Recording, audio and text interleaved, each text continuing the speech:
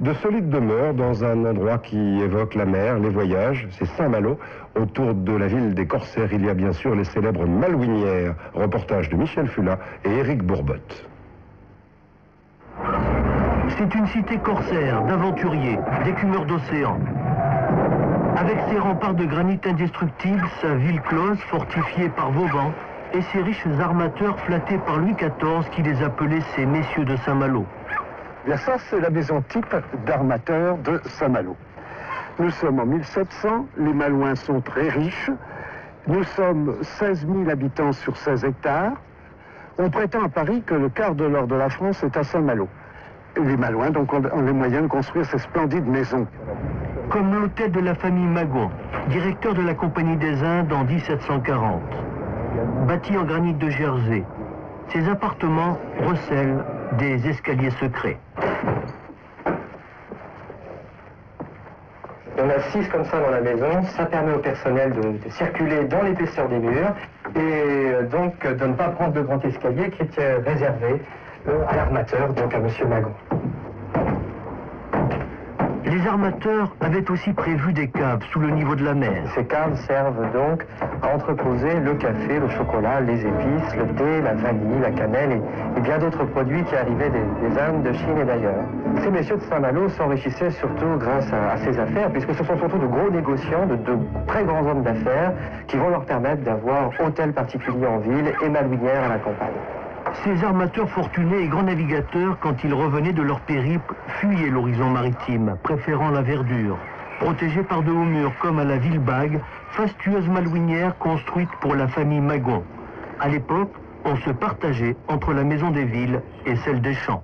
Les armateurs de Saint-Malo venaient à la belle saison, quittant l'univers surpeuplé intramuros, à la campagne, en transportant leur mobilier, leurs affaires.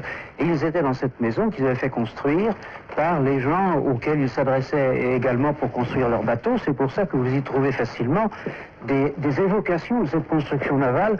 Par exemple, ce plancher, ces grandes lames de bois fixées avec des clous en fer forgé à la main. Dans cette malouinière, les charpentiers ont œuvré à tous les étages, comme sur un navire. Et c'est ce qu'il y avait de plus simple, de plus pratique, et dont on connaissait les qualités techniques, parce que les gens qui faisaient ça, c'était leur métier, ils le faisaient, et ils le faisaient bien. La preuve, d'ailleurs, ça a duré 300 ans. La cuisine. 25 personnes servaient le maître de maison. Chaque malouinière a son verger, sa chapelle, son colombier, sa pièce d'eau et son jardin à la française, clos de mur. Avec vue sur la Rance, celle du Boss, bâtie en 1717, appartenait à une famille de corsaires et de négociants.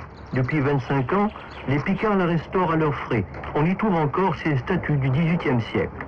Les Malouins pêchaient la morue à Terre-Neuve, la revendaient à Gênes, et comme Gênes est en nom loin de Carrare, et qu'on ne revenait jamais à vide, ils ramenaient des statues, des manteaux de cheminée et des dallages en marbre pour les propriétés de Saint-Malo et des environs. Et quand on habite une malouinière, on sait évoquer l'histoire de ses illustres prédécesseurs. Voilà un coffre de corsaire. Il est intéressant parce qu'il a encore ses cadenas de l'époque, ce qui est assez rare. Il est du 18e, de même que la canne de capitaine de Noco. C'était toujours des vertèbres de requin qui assuraient la tige de la canne, et c'était la marque de l'autorité du capitaine. Il y avait aussi le sabre d'abordage appelé cuillère à peau. D'où l'expression, la question a été réglée en 3 coups de cuillère à peau. C'est, paraît-il, dans les malouinières qu'apparaissent les premières salles à manger avec leurs boiseries de chêne sculptées et leurs portes asymétriques permettant le passage de grands plateaux et toujours utilisés. Au Grand Valernou, avec ses jardins en terrasse, chers aux armateurs, il y a une particularité rare, un potager de 250 ans. C'était une pièce de granit, un seul bloc de granit avec des trous dans lesquels on posait les casseroles pour faire les potages et les sauces. On mettait en dessous du bois et tout ça flambait et chauffait. La fumée, bien sûr, elle se répandait dans la pièce, il n'y avait pas d'autre évacuation. Les malouinières restent souvent impénétrables aujourd'hui encore. Celle-ci a toujours appartenu à la même famille. C'est une clé qui date de l'époque de la construction, 1732. Toutes les générations l'ont fait entre leurs mains et qui n'a jamais été perdue. Voilà. évidemment, elle est un peu grosse. À l'intérieur, comme beaucoup de malouinières, l'escalier de chêne a été façonné par les charpentiers de marine avec toujours 2 marches en granit. Vivre là-dedans, c'est merveilleux, vous voyez, même à notre époque, on sent qu'il y a une âme dans la maison. C'est une maison qui est très aimée, toujours habitée.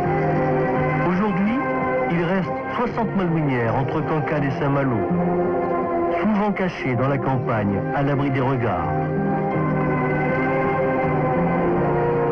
Beaucoup sont restaurés par des amoureux d'une époque qui fit la gloire de Saint-Malo et des Malouins.